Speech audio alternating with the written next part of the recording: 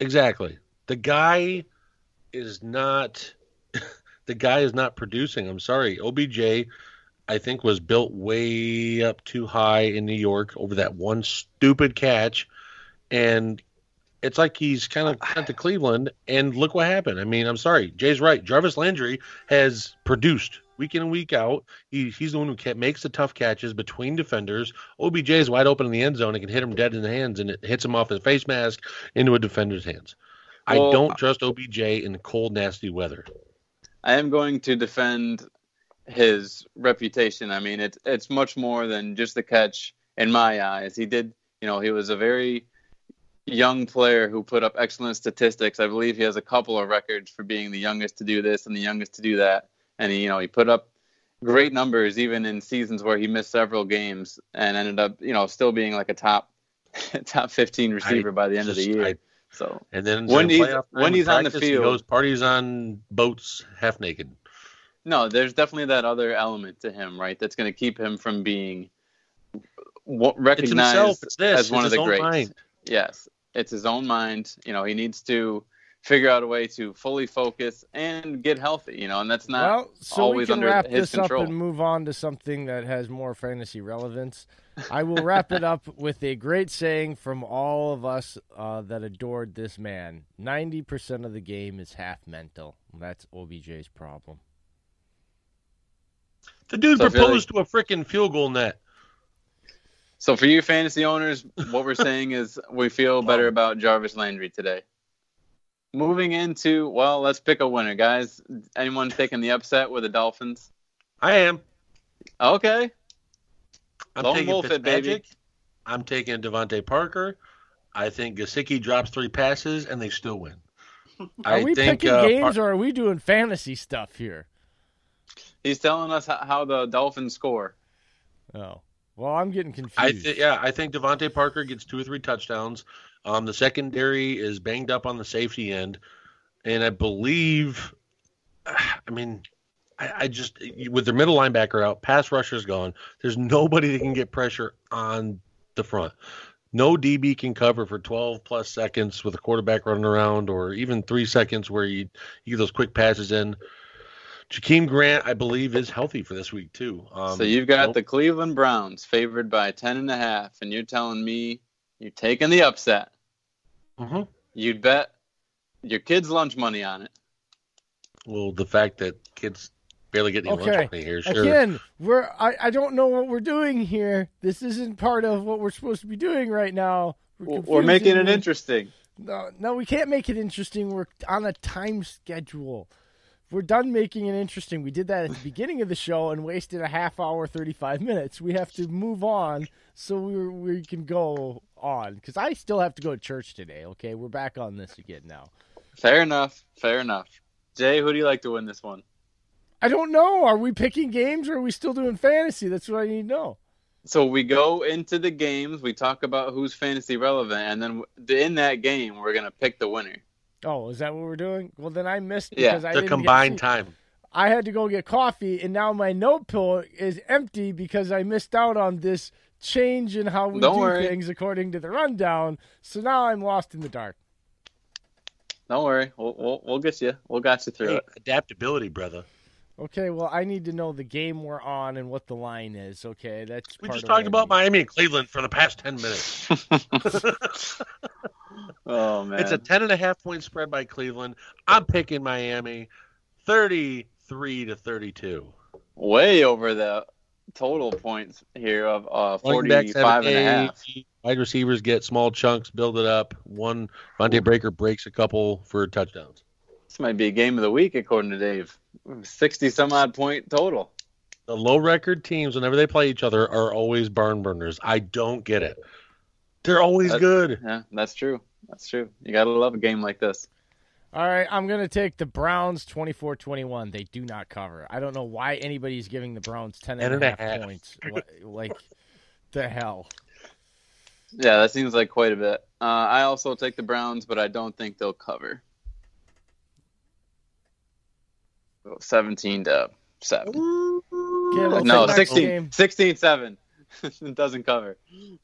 We got the 3-7 Denver Broncos Wild Horses taking on those Buffalo Bills who are always circling the wagon 7-3. This one's going to be a tough one, guys. Obviously, What's the not line? looking at good weather. Talking 3.5. Buffalo is favored right now.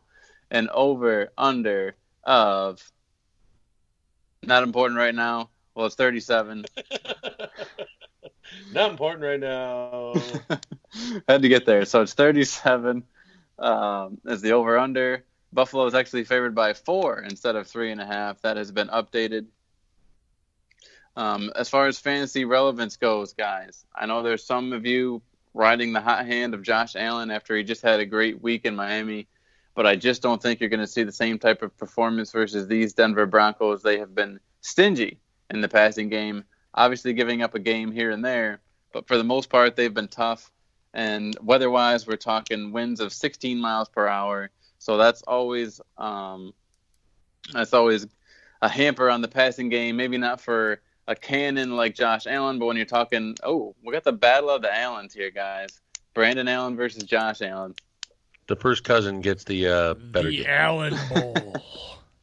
Brandon Allen spotted a 20-point favor over the Vikings, and they still blew it. I'm sorry. I'll take the Bills on this. Yeah, you almost have to take the Bills, especially at home, especially the way they've been playing. The connection between John Brown and Josh Allen has been super hot. Telling people John Brown was a sleeper all season with that Big freaking speed. game on the ground for the Big Bills game. this week. They win 31-17. Can I add in that 4 out of 5 offensive linemen for Denver is on the injury report this week? McGovern, That's Risner, not good cookies. James, That's not Leary. good cookies. and you got a front for Buffalo that can kill offenses.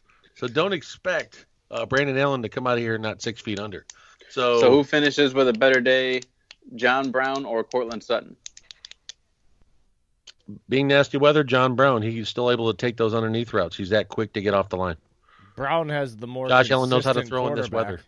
So, and Now, let's Buffalo's be real. been pretty. Let's be real. Allen has the better quarterback. He's got the better offensive line, and he's got the Which Allen?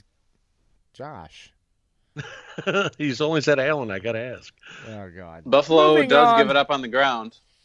Buffalo Hey. does give it up on the ground. Do we think Phillip Lindsay finishes as a top 10 running back? No, because they're going to give some carries to Royce Freeman.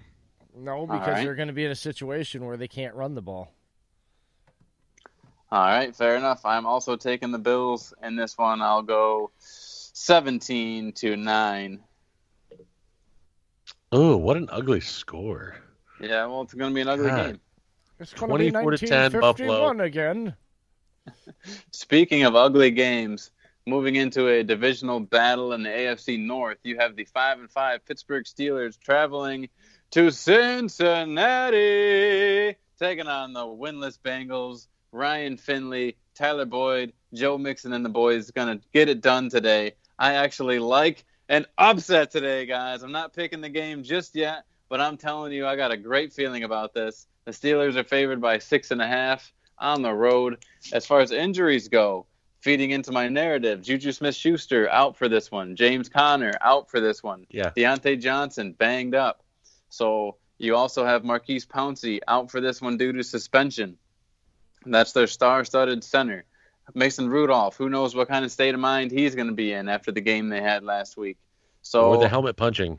Exactly. As What's far as the fantasy line? goes, Bengals right now are getting 6.5. That means the Steelers are favored. And that's at home, too, so that's a 3-point plus. So they're basically, wow. Yeah. No faith in Cincy. And The that's worst with team in the league. Juju and Connor both out, still getting 6.5. On the Bengals side of the ball, I was actually going to mention you can play James Washington. I like him today as a sleeper. His connection with Rudolph and basically being the only offensive weapon out there, him and Vance McDonald should be able to get it done. Is Deontay Johnson playing after bleeding out of his ear hole? Jalen I'm not sure. Samuels. Jalen No, Samuels is, man, he's gotten plenty of opportunity and just hasn't really, he's been safe-ish for It's PPR. the Bengals. I know. I know you basically have to play him if you have him, but I'm just saying, don't think he's going to win you this week. On the Bengals side of the ball, Joe Mixon has been hot. If you have him, you drafted him high, so you have to be playing him. That's really the only person I feel confident in. I don't think Tyler Boyd has a very good game against a stingy Pittsburgh D.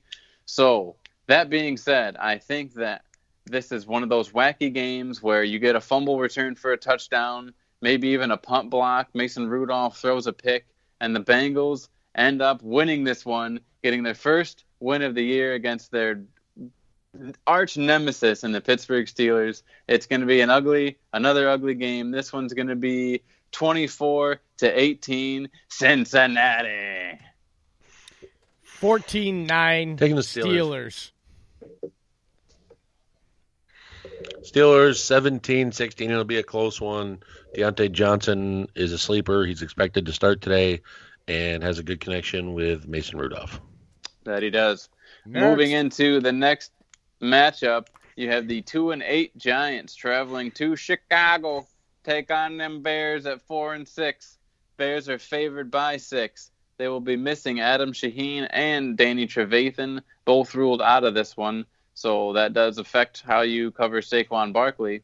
However, on the other side of the ball, you do have Evan Ingram and Rhett Ellison. So another case of two tight ends. I don't know what it is about the Bears, but in their games and their matchups, you have all the tight ends seem to be ruled out. But Evan Ingram and Rhett Ellison ruled out of this one for the Giants. Dave already talked about Sterling Shepard's return. That ruins you, Darius Slayton owners. Sorry that you had to ride the lightning so soon. It happened so quickly. But I like Golden Tate. I like Sterling Shepard. I don't know who the third string tight end is for New York. I hope you'll forgive me for not knowing that. But Saquon's an interesting play.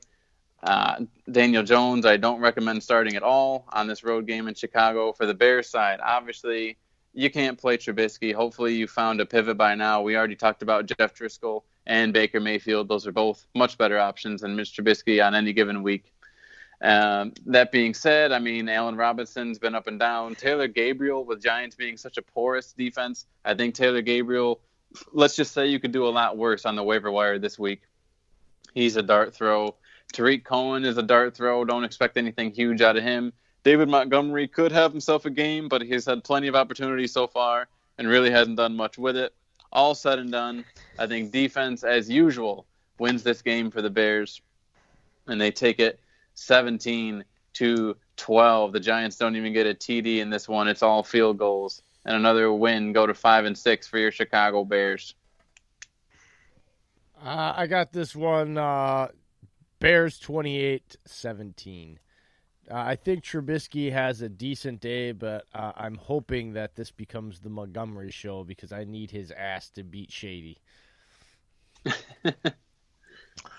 And Bustiski shows his ugly face. Guess who beat the Bears when they were good last year? The Giants, and that was with Eli. The Giants do it again. 17-16. Daniel Jones comes back late, throws a touchdown. Welcome back, Sterling Shepard. I'm not going to lie, guys. I mean, people in the fantasy world know what I'm talking about when I say this. The Giants have a sleepy good receiving core right now with Tate, Shepard, and Darius Slayton, who just took 10 for 21 and 2 tutties last week. Yep. So let's see. Moving into the next matchup, we have the Oakland Raiders and John Gruden, Chucky himself, traveling to New York to take on Mr. Salt and Pepper, Mr. Crazy Eyes, Adam Gase, and these New York Jets. Raiders looking to make their playoff push at 6-4. The Jets looking to ruin it at 3-7. Guys, it's been an absolutely ridiculous year for the New York Jets as far as their player personnel relationship goes. I mean, C.J. Mosley has missed the last I don't know how many games. He was their big offseason acquisition along with Le'Veon Bell, who was discussed about being traded come trade deadline this season after just acquiring him in the offseason. You have the whole deal with Kelechi Osemele. I mean, the Jets have a lot of work to do as far as front office and player personnel goes in the offseason. But that's that. Let's talk about this week. The Jets will be missing Mosley